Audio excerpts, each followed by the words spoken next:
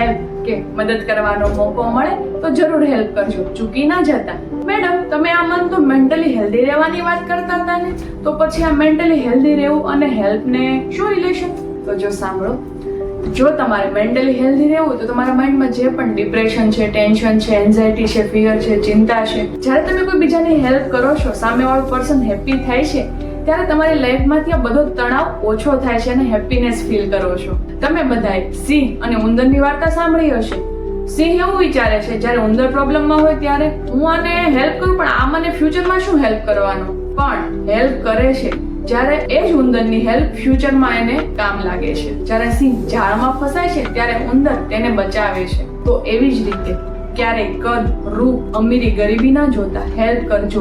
આ પૃથ્વી ગોળ છે, તમે જે પણ કર્મ કરશો તમારે પાછળ રિટર્ન આવવાનું છે. એમ તમે જો કોઈની હેલ્પ કરશો તો ફ્યુચરમાં તમને જરૂર પાછી મળશે. એવું નથી કે પૈસાથી જ હેલ્પ કરવાથી.